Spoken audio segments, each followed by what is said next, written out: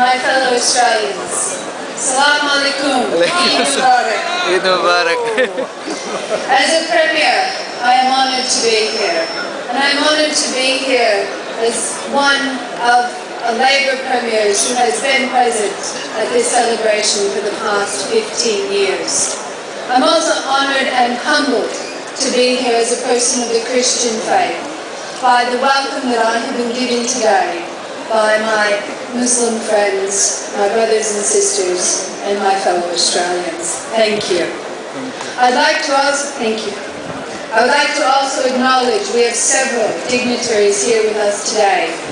His Excellency Taman Suleiman, Embassy of the Syrian Arab Republic, His Excellency Dan Nujjan, Embassy of Lebanon, the President of the Lebanese Muslim Association, Samir Dandan, Tony Burke, the member for Watson, Dave Sinclair, the member for Blaxland, my parliamentary colleagues at the state level, Ministers Barbara Perry and Paul Lynch, the member for Bankstown, Tony Stewart, the member for Lakemba, Rob Ferrolo.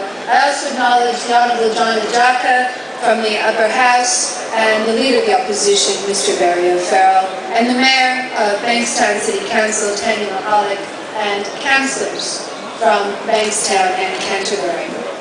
Well, our state is indeed one of the most diverse on earth. It's a wide range of cultural and spiritual backgrounds, and it's a solid and a mature connection to our various faiths that allows us to welcome one another's beliefs. In doing so, we find that in fact what we share in our difference is often greater than where we differ. For example, Ramadan, now an established part of our multicultural calendar.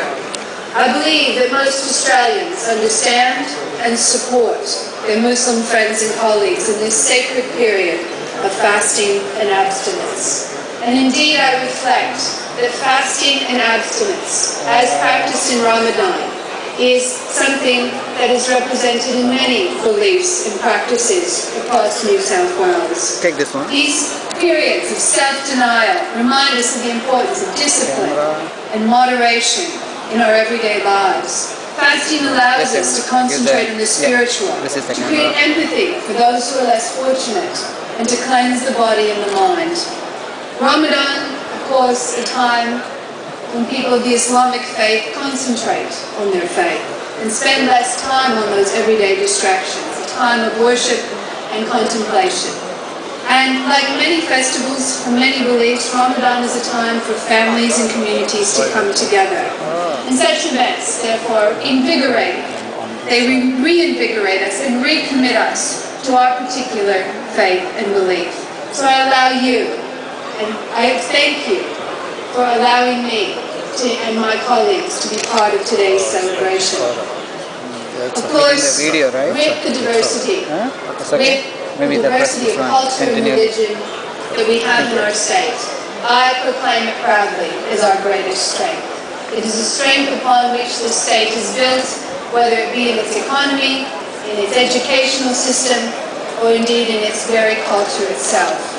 And that is why I will proudly stand up and proclaim respect and tolerance and acceptance of these divergent cultures and beliefs in our state. And that is why my government will continue to oppose any move within the upper house to ban the wearing of the burqa as part of the practice of Islam.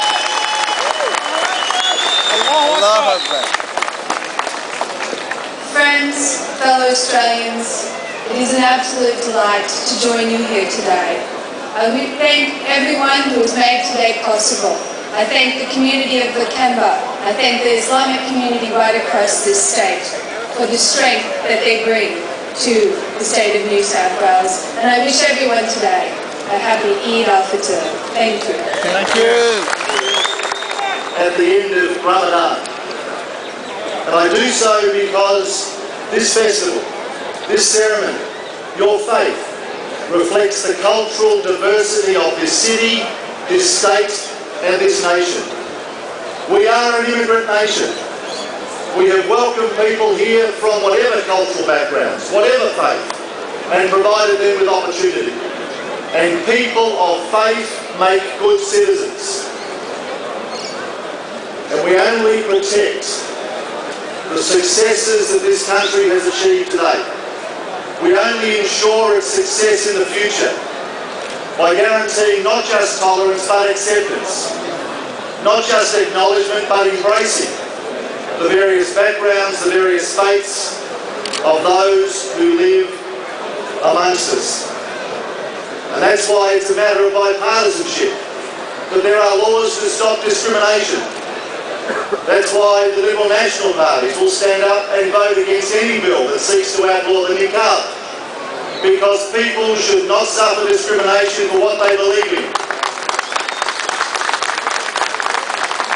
It's also why today I remind you that it is unacceptable to burn any book, whether the Quran, Torah or Bible or any other religious text. History shows us that those who burn books do not triumph, and nor should they triumph.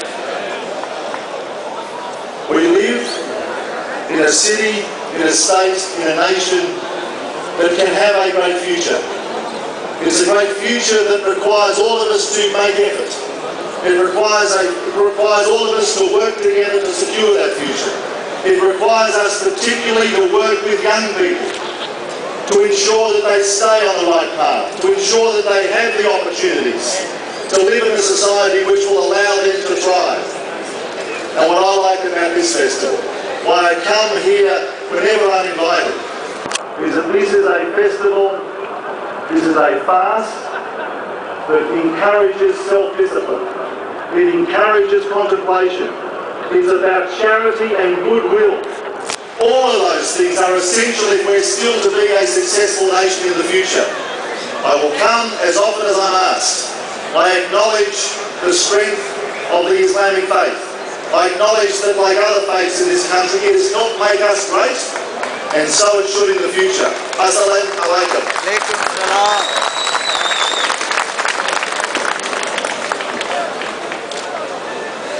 نقل فؤادك حيث شئت من الهوى ما الحب إلا للحب